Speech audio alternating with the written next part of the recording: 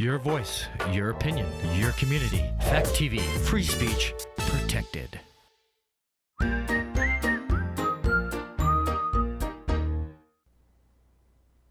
Are you sick of looking at Netflix and you don't know what to watch? So many movies out there, you don't know which ones are good, which ones were bad. You curious about what's out there? I'm Joey Powers. I'm Don Trettler. This is the best pictures. The ones you don't want to miss. Get it. Say hello to my little friend.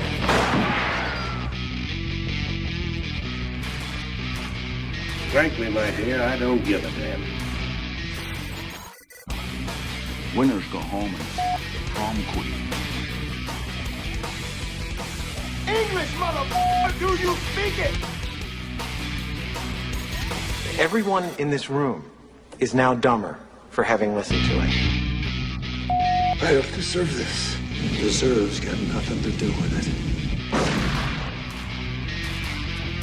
No sequel for you.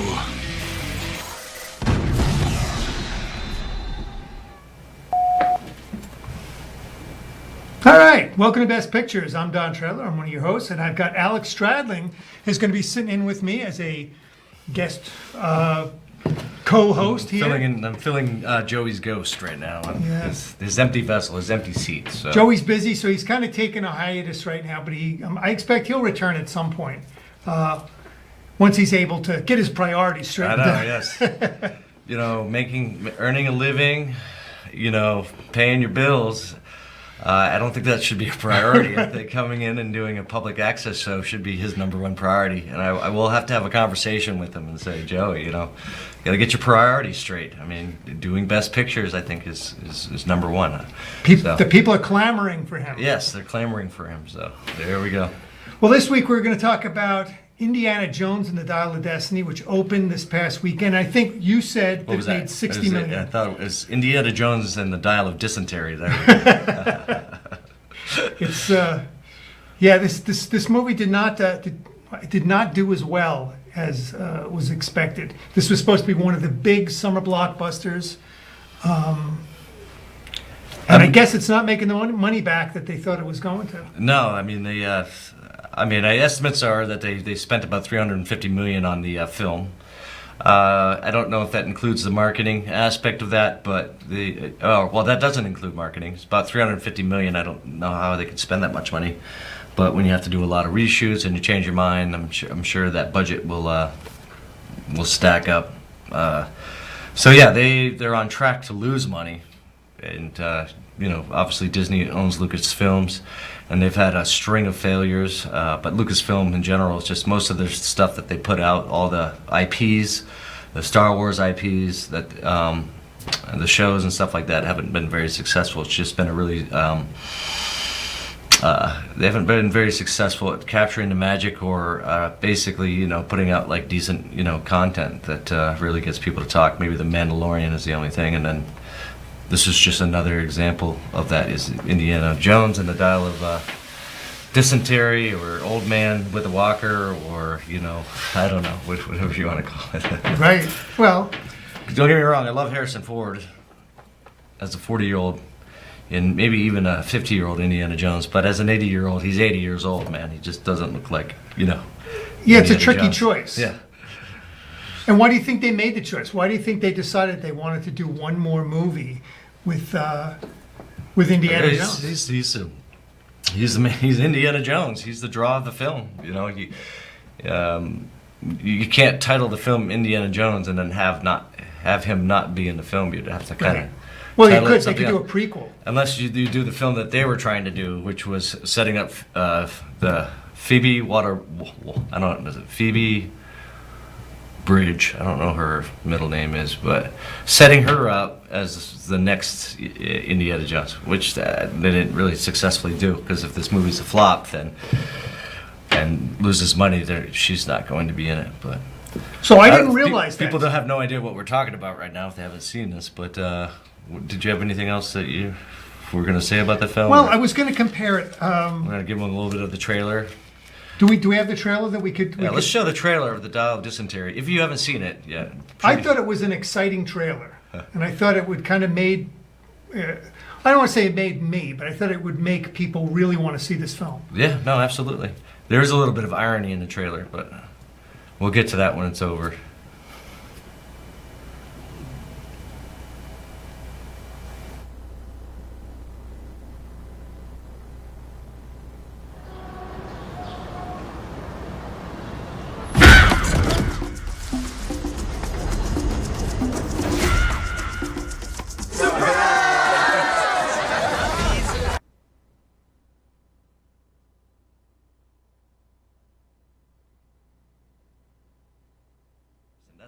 That's what I would have to say about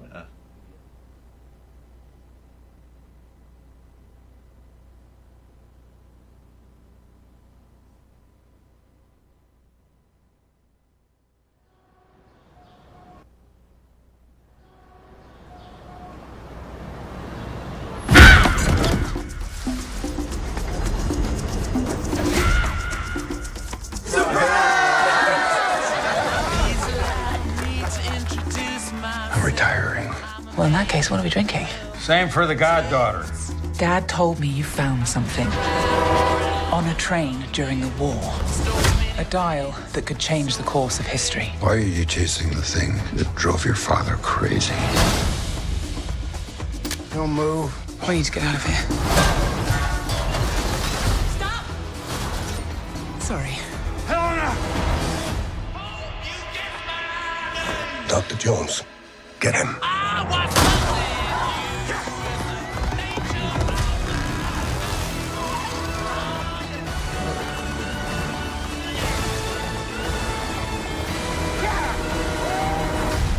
Hitler made mistakes, and with this, I will correct them all. You stole it. Then you stole it. And then I stole it. It's called capitalism.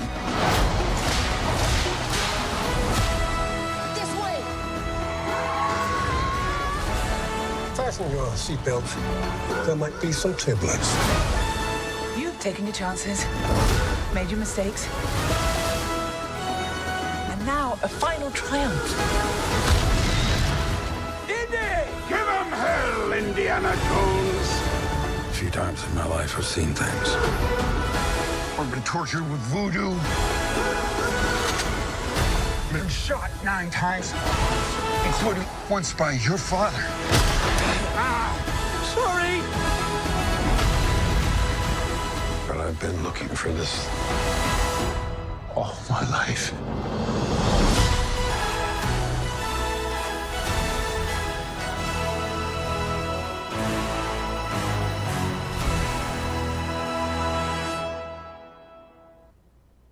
Well, there you go.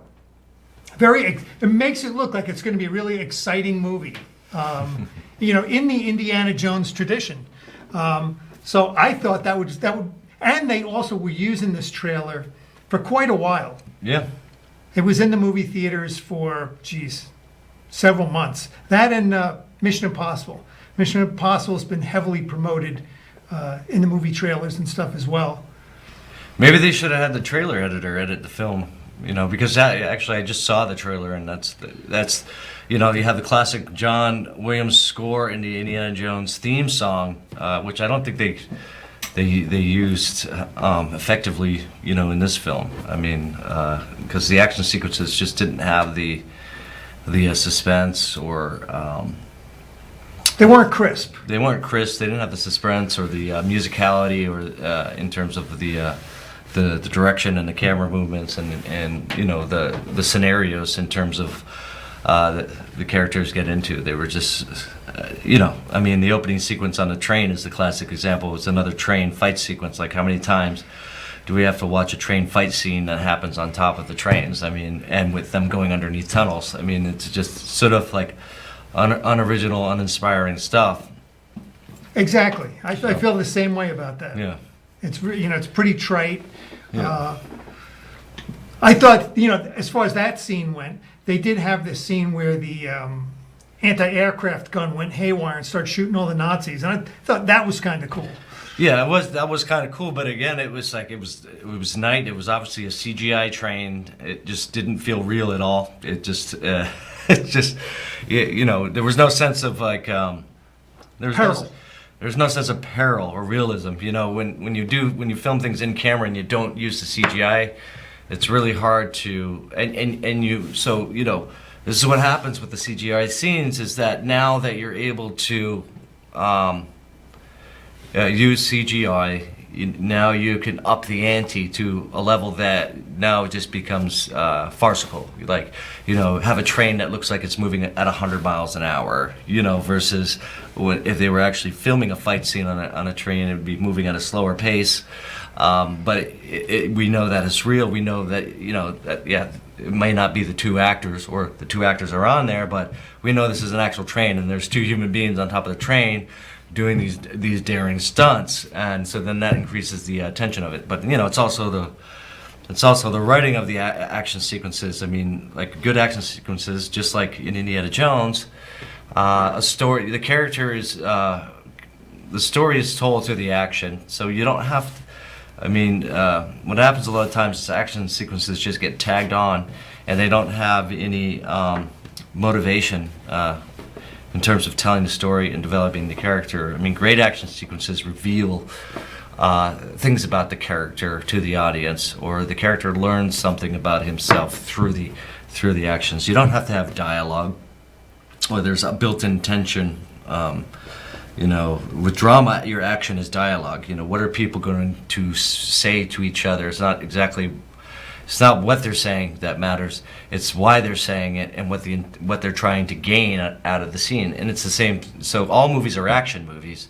It's just, you know, how are you communicating that via, you know, what's the action? Words, you know, persuasion, or is it, you know, physicality, fighting, or, you know, agility to get out of a certain situation. But the scene needs to have purpose. There needs to be an intent to why they need to do these things. So, and a lot of times, like in this film, it didn't have that. It just didn't have that intent. It just didn't have that.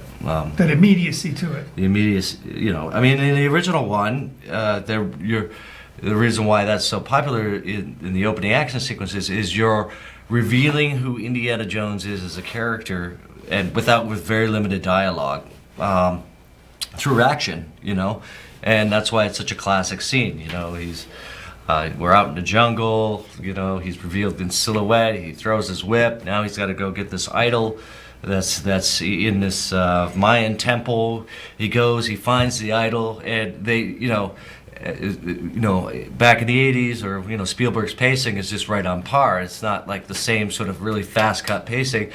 He sees the idol, he walks slowly up to it, the pacing slows down, he's got a choice to make. It's all great silent film acting, and, you know, and then you guys know the rest. But yeah, well, the original, just for comparison, the original got an 8.4 on IMDb.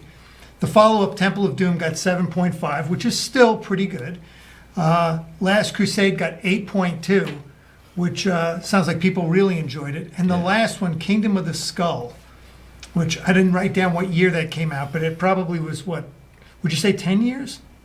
Yeah, 10 years ago. Probably 10 years ago, 6.2, which is kind of a meh. Oh, yeah, and this one's similar to Crystal Skull. It's very similar. I mean, Spielberg directed that one, but it just didn't have the same. So this is the only non-Spielberg directed one. This was Crystal Skull was an off one, but yeah, that was one of the things. I just don't think it was. I think it felt the whole film was a hodgepodge of different ideas, trying to smash together to make them work, and then, you know, when you try to fake an 80-year-old man to be an action star, it doesn't work. You know. Well, when you mentioned before we were talking about CGI. Yeah. In this, they de-aged, both Harrison Ford and then Mads Mikkelsen. So they de-aged both of these two guys. Would you? I mean, I thought it worked because I didn't really notice it. It wasn't distracting to me. So I read a review where that reviewer thought it was really distracting, and you were talking about how they weren't able to really. There's no performance. You know, use a lot of dialogue. Yeah, the problem is that the aging looks fine. It's the consistency in the performance that throws you off. I mean, half the scenes had 80-year-old Harrison Ford, which this is nothing against when people get old, we change.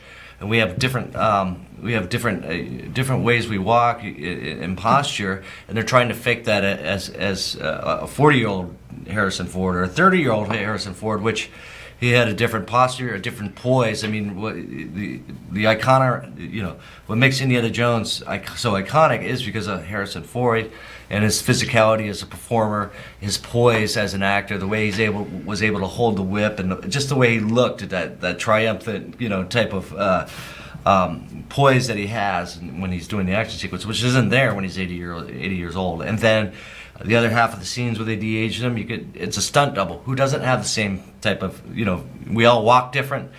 We all carry ourselves differently. And so you could tell, so it wasn't like that the technology was doing it. Was they're trying to stitch together a performance, and it just falls flat when you're stitching a performance, which is more than just people saying words. It's it's the whole presentation, the Right. whole package that creates that performance. And when they're trying to piecemeal together like a Frankenstein, you wonder why he didn't have a lot of lines of dialogue, or they just went the few lines that they did have. It just, it's Harrison Ford, voicing over that, in a sound studio over what, digitally over what a stunt performer was, saying. So it just didn't. Yeah, that's what didn't work for me. It wasn't the actual de-aging of the face. It was just the stitching together of the various Right. performances. I mean, I thought the de-aging looked pretty smooth. Where we were talking about this in comparison to The Irishman. That was another. And it's the same thing. You got 80-year-old Robert De Niro. They de-aged him, 40 years old. He's got to go outside and kick someone's guy. He's like trying to beat someone up at a bar, and he just looks like an old man. It didn't work. It doesn't work. Yeah.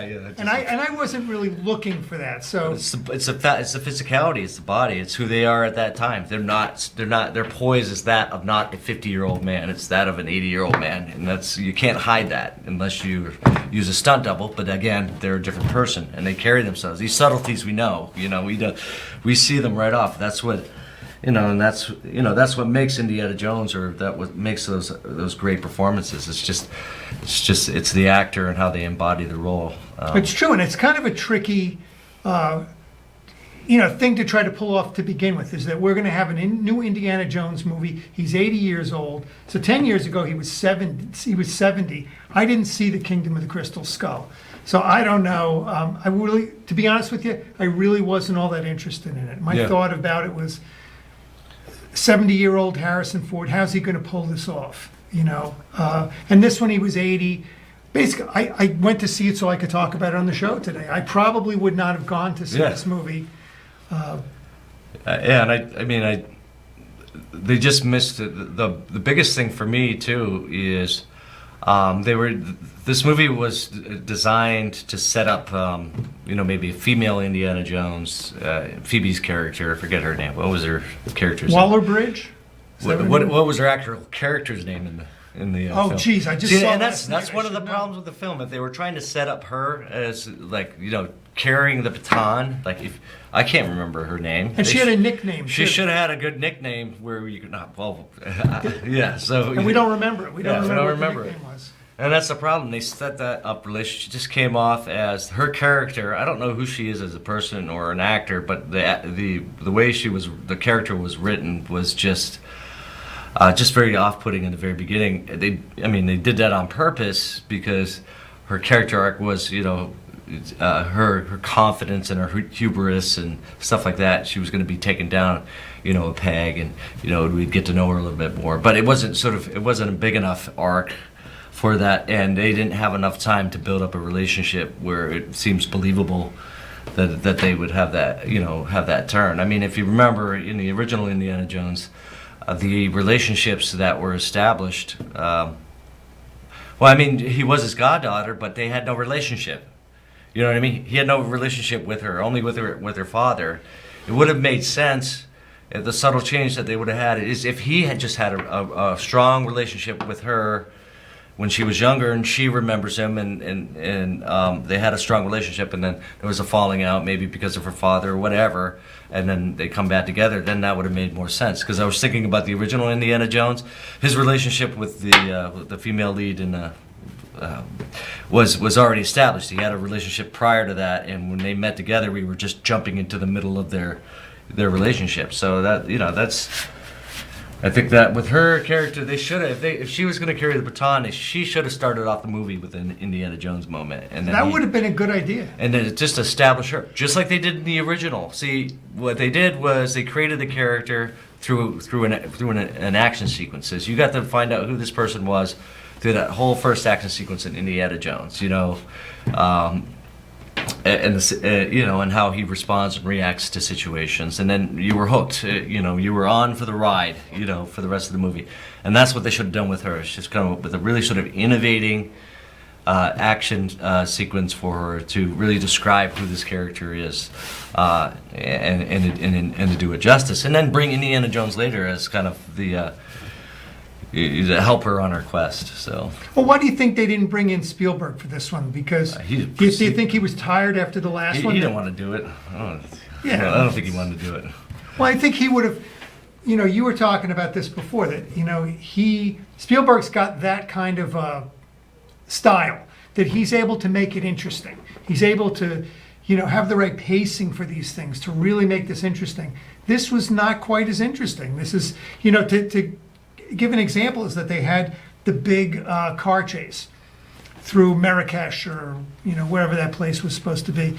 I thought it got boring after a while. I'm kind of like, enough's enough.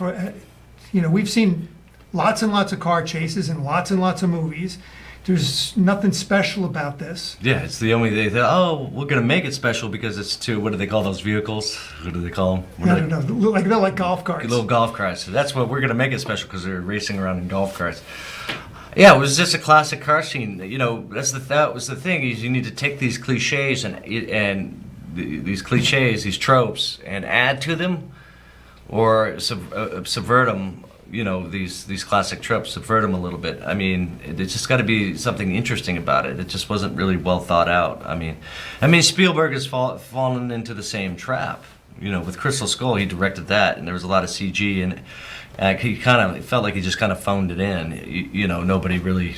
The action sequences were similar. They were just boring. Yeah, I didn't see that one, so I can't really comment. But they were similar. They were just boring and just like, okay, here we go again, the same old.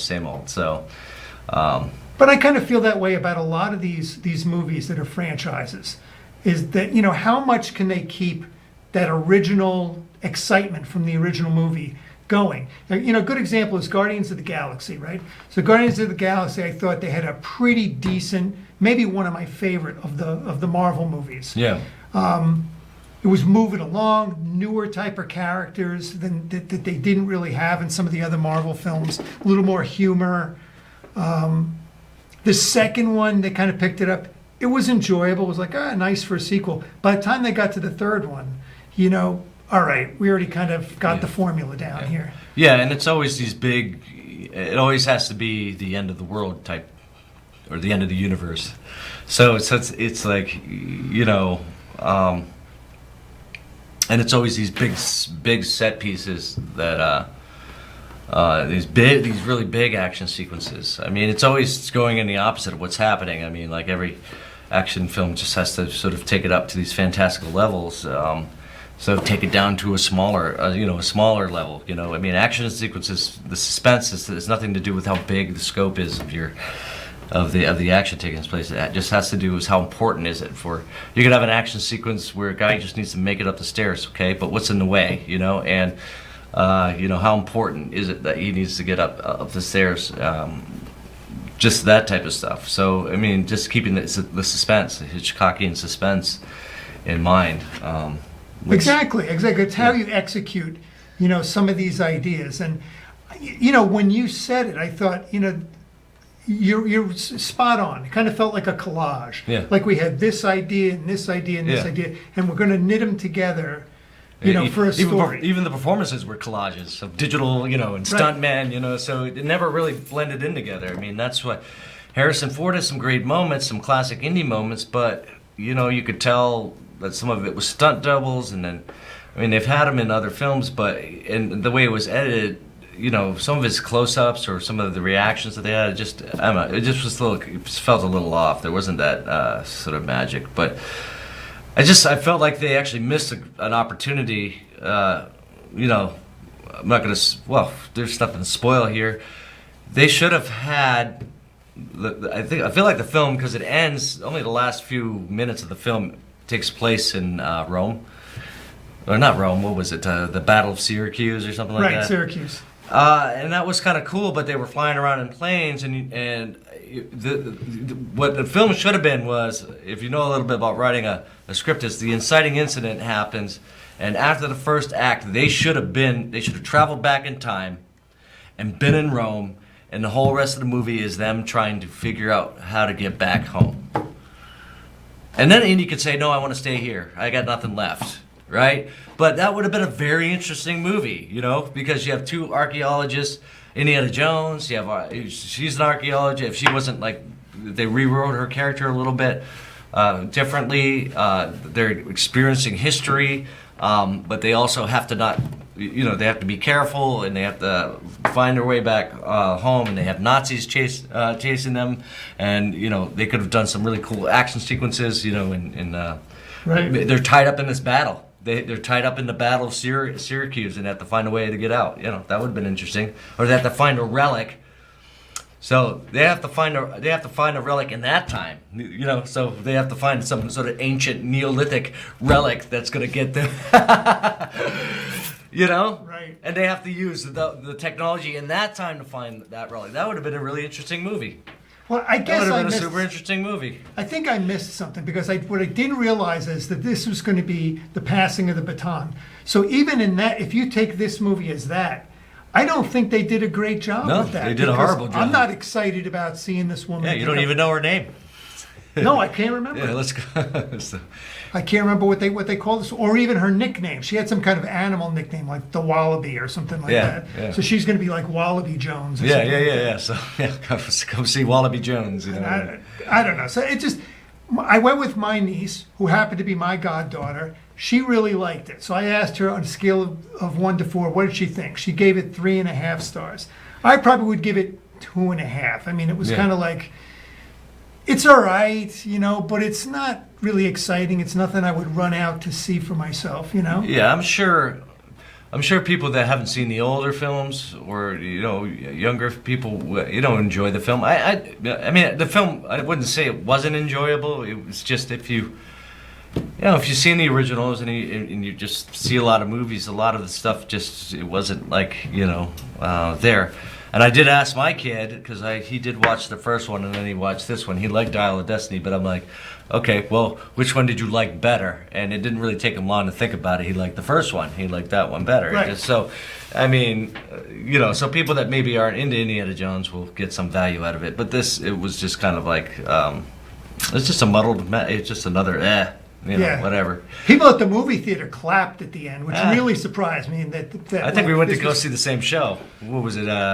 When did you see it? last night. Oh, okay. Yeah, I don't know if you. So I don't know. It's Maybe they're clapping because of the touching ending, but that could be. You know. I didn't stay to see if they had any like little things at the end through the. I left. I didn't watch the credits or anything, because sometimes they have like little, like, what do they call them? Yeah. Shells. I think one of the things that Easter was eggs. missing is they have the classic triumphant hero music of Indiana Jones. So after he gets out of a sticky situation, or he's about to have his triumphant hero moment, whether it's an action scene or he's just finished the action scene, they blast that music up and show a frame of him, like, and you just this is Indiana Jones. They didn't do that in this film, and they should have done that with her character. You know what I mean? And tied that, you tied that triumphant moment to her character when she does something amazing. But the score just didn't have that same. Right. It just didn't punch the way Indiana Jones. And if they had like a new John Williams, piece they use the for same. her, Yeah. you know what I mean, which would bring her into the next series of films. if But they that's what could they're use gonna the do. same. They should use the same motif on her if they want to pass it, and have that triumphant moment for her. That cowboy moment, the cowboy shot. You see her in full profile with the silhouette. With the music blaring. She didn't have a signature hat. She like didn't he have that does. signature moment, and he needed, he needed that too. Indiana Jones, we needed that also. That's why the action sequences too also just didn't. those signature hero moments, those classic iconic images that burn in your head, like in Temple of Doom. Indiana Jones is in the they had a classic is on the rope bridge, and he's holding up the sword about ready to cut it down. That's a classic pose, and the music, and when he when you first see him in the movie with the whip, and there's plenty of that. But yeah, it's just kind of those subtle things that are missing. We're missing in this film that you made the originals so good, especially the first one. But it is kind of like lightning in a bottle too. So Right. And when you're in a corporation, you're you just keep churning stuff out. I mean, you could only, it's hard to catch lightning in a bottle. So Well, I think that pretty much that's about all the time we've got. So thanks for being on the show, Oh, yeah. Alex. I appreciate Yeah, it. yeah. And so upcoming is going to be Mission Impossible has another franchise, another piece in that franchise. Same type of thing, has a really exciting trailer, which they've been playing for a long time. That's coming up in 2 weeks. So I don't know what I'm going to do for next week. We'll see what happens. yeah, But anyway, this is Best Pictures. I'm Don Tretler. I'm Alex Stradling. And these are the ones you don't want to miss.